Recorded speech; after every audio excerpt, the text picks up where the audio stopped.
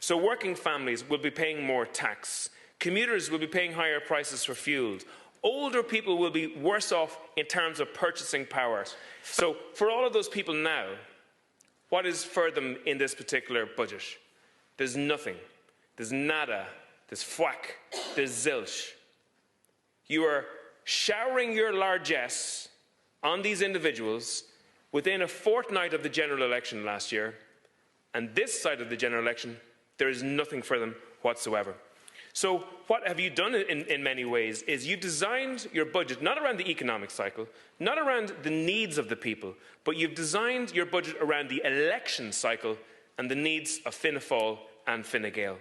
It's an incredible situation that the Irish Wheelchair Association have estimated that people with disabilities will be €1,614 worse off annually because of this year's budget, pushing those individuals into poverty.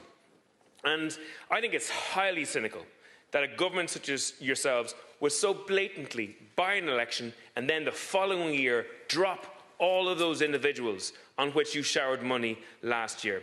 And, I think this budget is a disaster for whole swathes of society.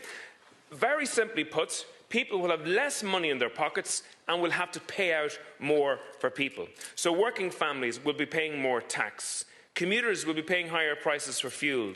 Older people will be worse off in terms of purchasing power. Families will have to pay more for heating their homes and facing higher prices. And your government's announcement on housing is so frustrating. So there was a VAT reduction in terms of construction, but only for apartments who will not be sold en masse to families, but in the main to property developers and property investment companies for rentals. Now, don't get me wrong, Aontú supported this cut in VAT last night for apartments, but we wanted you to go far more in relation to this. There should be a complete cut in relation to VAT right across the whole construction sector. I'm talking to builders in Meath at the moment, and they're not working. They're not building. They're saying it is simply not viable for them to build. Now, having builders at home doing nothing in the middle of a housing crisis is incomprehensible, Minister. Now, if you think that you're going to create an €8,000 benefit just for apartments and that's going to have a radical change in relation to housing, you're absolutely wrong at the moment.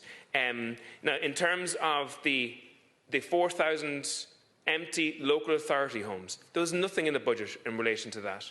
In relation to derelict houses, there's 168,000 derelict and empty homes in this country. That's a massive amount.